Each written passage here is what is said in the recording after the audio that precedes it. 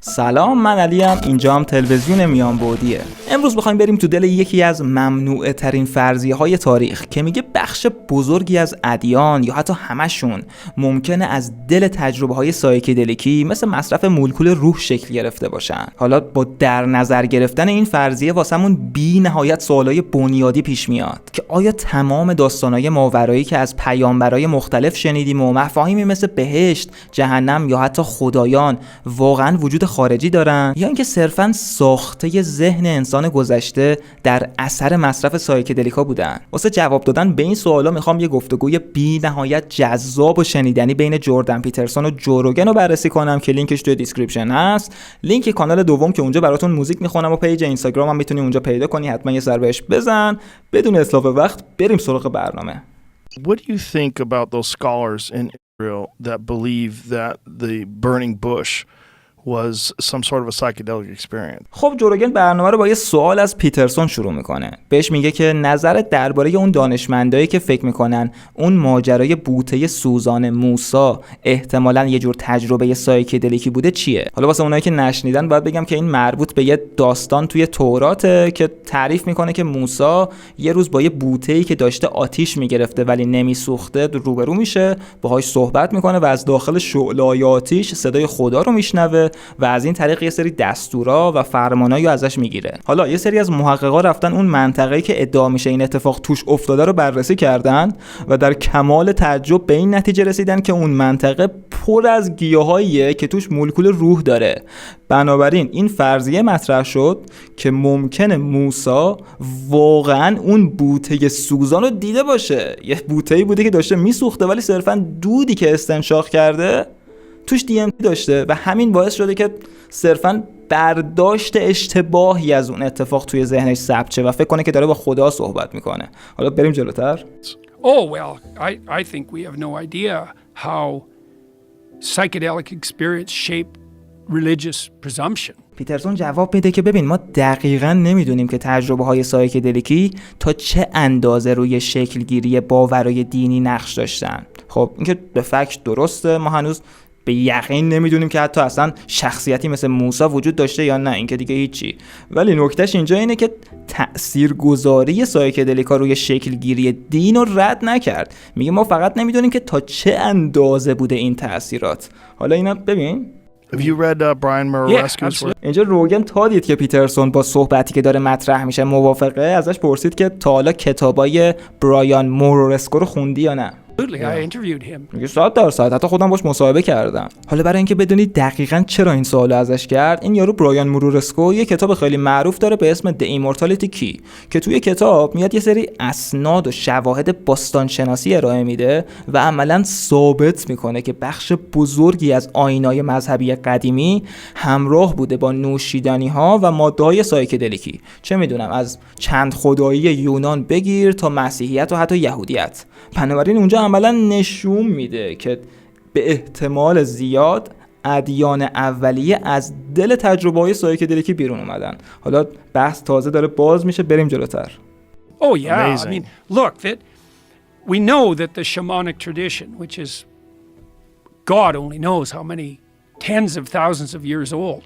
You know, might be, is it millions of years old? ادامه میده که ببین آره شاید درباره اون مورد به خصوص موسی و بوته‌های سوزان به قطع چیزی رو ندونیم، ولی با یقین میتونیم بگیم که سنت‌های شمنی از چند 10,000 سال تا حتی چندین میلیون سال قدمت داره. اینم من اضافه میکنم که بعضی از دانشمندان میگن که این سنت برمیگرده به زمانی که حتی زبان اختراع نشده بود. یعنی آدما قبل از اینکه بتونن حتی حرف بزنن از طریق قارچ و دود گیاهای مختلف دنبال پیدا کردن معنا و ارتباط با ناشناخته ها بودن.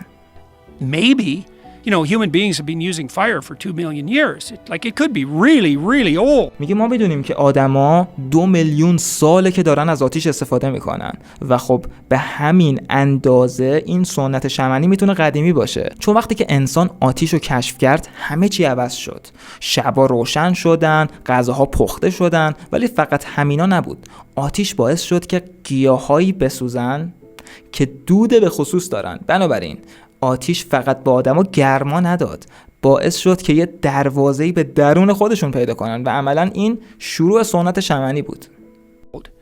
And the shamanic tradition is definitely a psychedelic tradition. میگه و از اونجا که سنت شمنی همون سنت سایکدلیک است، بنابراین میتونیم بگیم که سنت سایکدلیکی هم به اندازه کشف آتیش خدمت داره.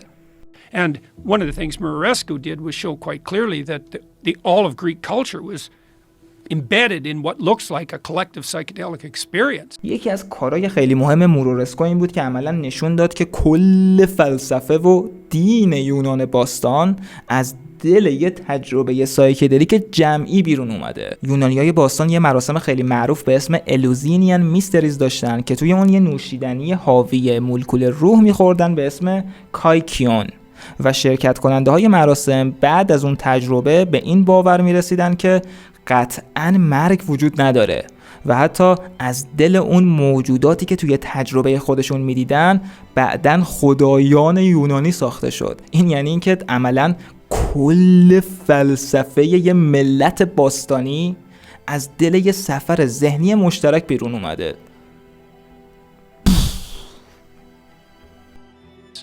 And so I think the evidence, like Mircea Eliade, a great religious scholar, studied shamanism and he thought میگه آره خلاصه اینجوری است. حالا میرچا الیاده که یه دین شناس خیلی بزرگه اومده شمنیسم یا سنت شمنی رو مطالعه کرده و گفته that the use of psychedelics was a degeneration of the original tradition, but I don't think that's true at all. که استفاده از سایکدلیکا یه انحراف از مسیر دین اصلیه که جردان پیترسون میگه اتفاقا من اینو اصلا قبول ندارم. عملا این یارو الیاده میخواسته بگه که تجربه های دینی واقعی باید بدون استفاده از ماده های خارجی باشن و از طریق مراقبه و ریاضت به دست بیان.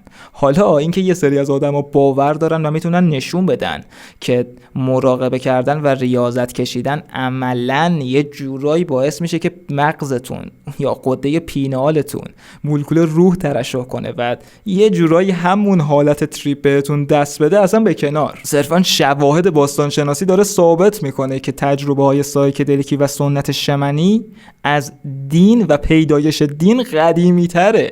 بنابراین شاید تجربه دینی واقعی اصلا وجود نداشته باشه. شاید تجربه دینی واقعی صرفاً یه اسم غلط گذاشتن روی تجربه های سایکدلیکی بوده. I think that the psychedelic tradition is part and parcel of the universal religious heritage of mankind and like I don't know what that means. ادامه میده که من فکر میکنم سنت سایکدلیک یه بخش جدا نشدنی از میراث جهانی بشر از دینه و میگه که حتی خودم هم راستش نمیدونم که این تا چه اندازه است. یعنی نمیدونه که تا چه حد حتی این دوتا میتونن باز هم دیگه جدا نشدنی باشن. You know, I've talked to people like Robin Carhart Harris who studies the neurology of psychedelic experience and میگه میدونی مثلا من با آدمایی مثل رابرت کارهارت هریس صحبت کردم که روی عصب شناسی تجربه های سایکدلیکی تحقیق میکنه. he said that what it does is produce something akin to a hyper stress experience. اون عصب شناسه میگه که سایکدلیکا میتونن یه حالت هایپر استرس شدید توی مغز ایجاد کنن که این عملاً واقعا از نظر علمی درسته که روانگردانا میتونن یه کاری با مغز بکنن که مغز احساس کنه توی یه بحران بسیار شدیده و توی بحرانای خیلی شدید این یه رفتاریه که ثابت شده. مغز شروع میکنه به اینکه از اون الگوها و کلیشه های قدیمی روزمره خودش فاصله بگیره و دنبال راه حلای جدید باشه. حالا اینو تا اینجا داشته باش. So imagine you're extremely stressed, like your life's in danger. And so you have to open yourself up to the possibility of radically new ideas. میگه اصلا واسه یه لحظه بیا روانگردانا رو بذاریم کنار. فرض کن که توی یه شرایطی هستی که بی نهایت استرس داری. چه میدونم مثلا جونت تو خطره. توی یه همچین موقعیتی ذهنت باز میشه به روی این که مفاهیم، ایده ها یا راه حلایی رو بپذیره که توی حالت عادی محال بود اصلا بهش فکر کنه، چه برسه به اینکه قبولش کنه. Well, a psychedelic substance puts you in that state of mind. حالا سایکدلیک دقیقاً تو رو میبره وسط یه همچین حالتی بدون اینکه اصلا خطر جدی وجود داشته باشه. And so that can be hellish because you can collapse into like a catastrophic fight or flight defensive response. و یه همچین تجربه‌ای میتونه بی نهایت وحشتناک باشه، مثل یه فروپاشی روانی توی یه حالت دفاعی که یا باید بجنگی یا باید فرار کنی. And magnified by the hallucinogen, then you're just in hell. شما میگه که خب ما میدونیم که این تجربه سایکدلی که اینجوری چقدر میتونه سخت و آزاردهنده باشه. یعنی اگه بخوایم یه کلمه واقعی به معنی واقعی خود کلمه براش پیدا کنیم چیه؟ جهنمه. خود جهنم. یعنی بهش فکر میکنید واقعا عجیبه ها. این مفهوم جهنم میتونه صرفاً برداشتی از بد تریپ سایکدلیک باشه. جدی ها بهش فکر کن، اون انسانی که توی دوران باستان هیچ ایده ای از این نداره که سایکدلیک چیه، چه اثراتی داره، با مغز چی کار میکنه، نه هیچ کدوم اینا رو نمیدونه. اون اگه توی یه تجربه بد تریپ وحشتناک با سایکدلیک گیر بیفته، چه برداشتی میخواد از اون لحظه بکنه؟ غیر از اینه که مثلا مغزش یه داستانی مشابه با چیزی که ما از جهنم میدونیم میسازه برای توجیه اون اتفاقی که داره واسش میفته، یا اون آدمی که مثلا توی یه تجربه خیلی خوب سایکدلیک قرار میگیره، اون چی؟ غیر از اینه که مغزش یه داستانی مشابه با بهشت و برای توجیه اون لحظه خلق میکنه؟ نمیدونم. But that isn't the only necessary outcome. میگه ولی خب این چیزی که الان گفتیم لزوماً تنها نتیجه ممکن نیست. And so the psychedelic experience definitely mimics something like radical learning. And it also seems to reduce the effect of memory on perception. تجربه سایکدلیک یه جور یادگیری رادیکال و شبیه سازی میکنه و به نظر میرسه که تأثیرات حافظه روی ادراک رو هم کاهش میده. حالا این یعنی چی؟ مسئله اینه که حافظه باعث میشه که دنیا رو تکراری ببینی. یعنی چی؟ یعنی اگه یه خیابون توی محلتون وجود داشته باشه که تو 100,000 بار از توش رد شدی، وقتی 101,000مین بار داری واردش میشی، مغزت دیگه اصلا نگاه نمیکنه بهش. همون تصویری که از قبل توی مغزت ساختی و بهت نشون میده و تحویل میده، میگه بابا من اینو 10 بار دیدم دیگه نگاه نمیکنم. حالا سایکدلیک میاد این فیلتر همیشگی رو حذف میکنه، واسه همین انگار بار اولته که داری واقعا همه چی رو میبینی. Because most of what you see in the world is memory. ادامه میده که بیشتر چیزایی که تو در طول زندگیت از دنیا میبینی صرفا حافظته، نه خود حقیقی دنیا. It's just a short, that's why, when you look at a word, printed word, you read the word. You can't not read the word. That's because you see in the memory. میگه که واسه همینه که وقتی مثلا یه جمله یا کلمه‌ای روی یه تیکه کاغذ، کتاب یا روی دیوار مثلا چاپ شده و تو بهش نگاه میکنی نمیتونی نخونیش. یعنی اگه زورم بزنی که جلوی خودتو بگیری نخونیش، باز میخونیش. چرا؟ چون اون داره از توی حافظت میاد، تو نمیبینیش. صرفاً مغزت همون لحظه اول که دیدتش، خوندتش، اطلاعاتش رفته توی حافظت و تو داری حافظت رو میبینی. You're not seeing, like when I look at the sun. دقیقاً الان بازم گفتش که تو اون جمله رو نمیبینی. چیزی که میبینی اطلاعاتیه که توی حافظته. Behind you, I'm not lost in the yellow in the details. I see the Joe Rogan experience. میگه مثلا وقتی من تابلوی پشت سر تو رو میبینم، نه به جزئیاتش نگاه میکنم، نه به شکلش، نه به فونتش، نه به اندازش، نه حتی توی زردی و رنگش میتونم دقت کنم و جزئیاتش رو ببینم. هیچ کدوم. مستقیم اون جمله رو میخونم که مثلا نوشته The Joe Rogan Experiences. این موضوع خیلی جالبه، چون که مغز واسه یه صرفه‌جویی توی انرژی خیلی وقتا یه سری چیزا رو کلا نمیبینه، بلکه میاد بر اساس حافظه تو یه واقعیت فرضی درست میکنه و صرفا حدس میزنه که اونجا چیه. واسه همین وقتی سایکدلیک استفاده میکنی، این فیلتر برداشته میشه و تو واقعا میتونی با چشمات ببینی، نه اینکه صرفا تشخیص بدی. It's part and parcel of perception. It's all memory. نکته اینجاست که تمام ادراک ما بر پایه حافظه است. What a psychedelic does in part is remove the inhibition of memory from perception. کاری که سایکدلیک میکنه اینه که اون مانع حافظه رو از سر راه ادراک تو برمیداره. That reimmerses you in the complex world and shows you how remarkable and beyond comprehension everything really is. That's real. همینم باعث میشه که تو دوباره غرق بشی توی پیچیدگی‌های دنیا و بفهمی که همه چی واقعا چقدر شگفت انگیزه، چقدر فراتر از درک انسانه. نکته اساسی اینجا اینه که دنیای مادی ما به خودی خود پر از رمز و رازه، در حدی که شاید ما حتی هنوز 10% هم پیدا نکرده باشیم.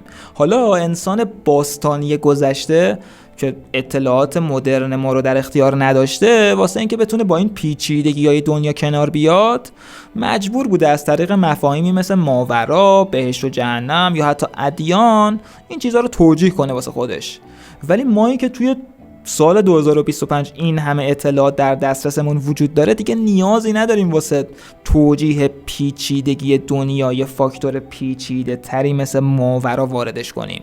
خب دنیای مادی ما خودش به اندازه کافی پیچیده و عجیب هست که بتونه رمز و رازهای دنیا مرتبط به صرفا همین دنیای مادی خودمون باشه. دیگه از این پیچیده تر نداریم که ذرات زیر اتمی بدن من خلق نشدن، صرفا توی دنیا بودن قبلا. فقط اون موقع این ذرات زیر اتمی یه جور دیگه و با یه شکل دیگه کنار هم دیگه قرار گرفته بودن. الان که من هستم این ذرات حالت کنار هم دیگه قرار گرفتنشون تغییر کرده همین، و در نتیجه تغییر حالت کنار هم قرار گرفتن این ذرات زیر اتمی پدیده های امرجنت میکنه و بروز پیدا میکنه که مثلا ما با برداشتی که ازش میکنیم اسمشو میذاریم چه میدونم علی، اسمشو میذاریم یه اتفاق، اسمشو میذاریم راه رفتن، اسمشو میذاریم درخت، اسمشو میذاریم هر چیزی که تو دنیا میبینیم.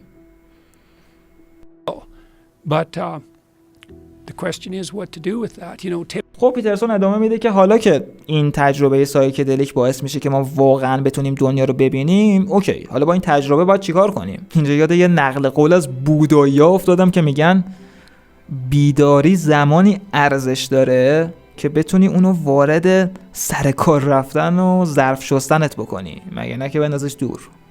Timothy Leary, his doctrine was turn on, tune in, drop out. مثلا دکتر تیموتی لری که یکی از پیشگامای جنبش سایکدلیک توی دهه 60 بود، یه شعاری داشت که میگفت روشن شو، این که دارم میگم ترجمهشه، میگفت روشن شو، هماهنگ شو و بعد بکش بیرون. که خب این شعار عملا یه جور دعوت برای ترک کردن سیستم اجتماعی بود.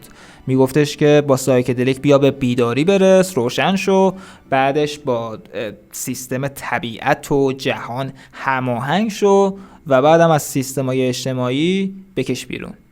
And that devastated the whole culture, that idea. It's like ولی خب این ایده باعث یه جور آشوب فرهنگی شد که تمام فرهنگو به هم ریخت. حتی باعث شد که خود لری هم آخرش ازش میترسید دیگه. well, if we just shed our presuppositions and the whole industrial nightmare, we'd all be freedom-loving hippies wandering around Eden. It's like عملا انگار داشته میگفته که اگه پیش‌فرضای خودمون رو بتونیم بذاریم کنار و از این سیستم صنعتی سرمایه‌داری بزنیم بیرون، هممون تبدیل میشیم به یه سری هیپیای آزادی خواهی که میریم تو طبیعت و جنگل و دیگه لباس مباسامون هم میکنیم و یه سری برگ به خودمون میبندیم و دیگه همچین بی‌نیاز واسه خودمون این ور اون ور میچرخیم. که خب این مدل طرز فکر یه جورایی برداشت اشتباهی از معنویت به نظر من. حتی نسخه‌های قدیمی‌ترش هم هست. ادیان چی میگفتن؟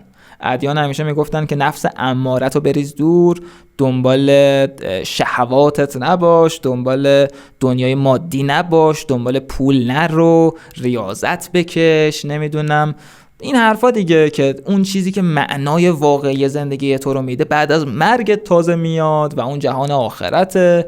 این حرفا همشون یه جور مصادره کردن معنویته.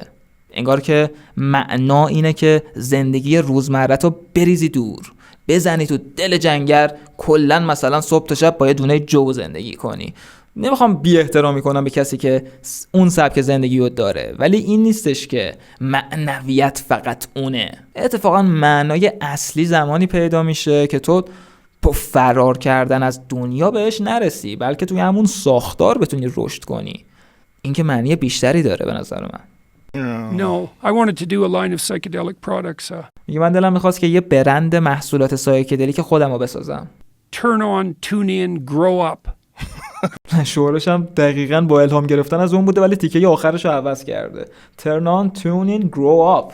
روشن شو، هماهنگ شو، ولی نکش بیرون، به جاش رشد کن، بالغ شو.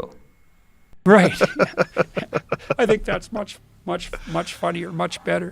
به نظرم هم خیلی بامزه تر، هم خیلی بهتر. Yeah, and that's also possible. That's a possible path through this sort of quest for spiritual enlightenment. Yeah. روگن میگه که آره اتفاقا این یه مسیر خیلی ممکن‌تر توی اون مسیر به سمت جستجوی روشنگری و معنویته، چون میگم دیگه انگار در طول تاریخ همیشه این مفهوم معنویت مصادره شده بوده، یا آدمای خیلی مذهبی بودن که میگفتن دین صاحب معنویت، تو اگه میخوای معنوی باشی باید دیندار باشی، یا آدمایی بودن که دنبال عرفان و این بودن که مثلا هیپی باشن، نمیدونم ریاضت‌های خیلی سنگین بکشن و از کلا زندگی روزمره بزنن بیرون که بخوان معنوی بشن، در حالی که دقیقاً صحبت اینه که اینجوری نیست.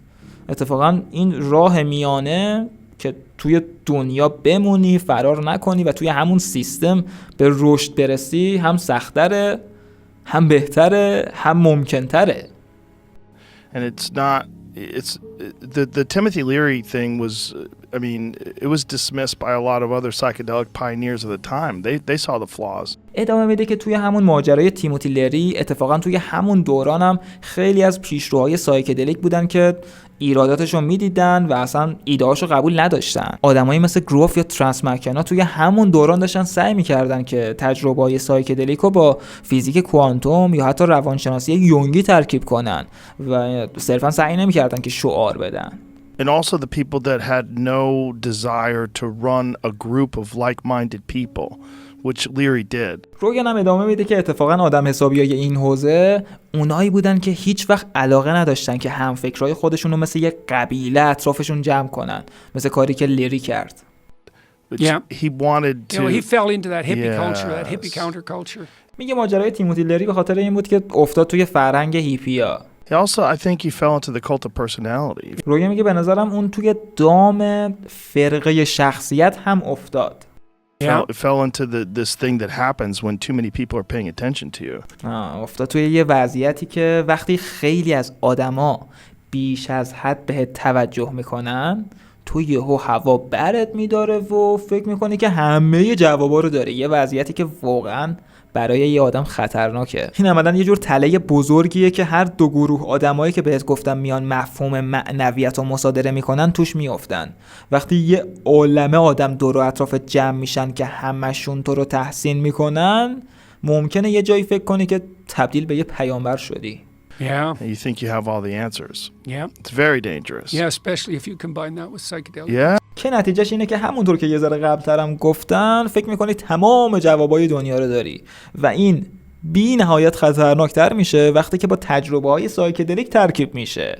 چرا؟ چون وقتی تو یه توهم معنوی پیدا میکنی که مثلا فکر میکنی داری با خدا صحبت میکنی، این به تو حق اینو میده توی ذهن خودت که تو میتونی روی بقیه آدما کنترل داشته باشی، باید دراشون تصمیم بگیری. و اینو اگه به تاریخی نگاهی بندازیم، این الگو رو یه عالمه میبینیم که تکرار شده و هیچ نتیجه‌ای به جز جنگ و خشونت و غارت و تجاوز و خلاصه تاریکی نداشته. Well, Jung was asked once to comment on psychedelic experience. I think he was asked about what Huxley was doing. And یه بار از یونگ خواستن که درباره تجربیات سایکدلیکی نظر بده. میگه که فکر کنم درباره یه کاری بود که آلدوس هاکسلی داشت میکرد. حالا Jung's answer was, beware of unearned wisdom. یونگ جواب داد که باید از دانشی که کسبش نکردی بترسی. یعنی عملا یونگ داشته یه هشدار طلایی میداده که سایکدلیک واقعا میتونه مثل یه شمشیر دولبه عمل کنه. ساید خوبش به کنار، اگه تو وارد اون ساید بدش بشی، وارد خرافات بشی، چیزایی که میبینی و حس میکنی و تجربه میکنی و نتونی درست هضم و پردازش کنی، بدترین سقوط ممکن رو به تاریکی میتونی داشته باشی. خب تو چی فکر میکنی؟ دوست دارم نظرتون رو درباره تک تک بحثایی که شد توی کامنت ها بخونم. با کدوم بخشاش موافقین، با کدوم بخشاش مخالفین؟ اگرم این مدل بحثای علمی فلسفی مرتبط با دنیای سایکدلیک برای جذابه، توی این ویدیو دکتر اندرو هوبرمن به طور مفصل درباره تغییر درک ما از زمان توی تجربه‌های سایکدلیک خصوصا با آیاواسکا صحبت میکنه که بهت پیشنهاد میکنم اصلا از دستش ندی. مثل همیشه اگرم برنامه رو دوست داشتی همین الان لایک کن، چون نه ازت وقتی میگیره نه برات هزینه‌ای داره، فقط باعث رشد کانال ما میشه. خیلی دوستتون دارم. تا تلویزیون میانبعدی بعدی، فعلا.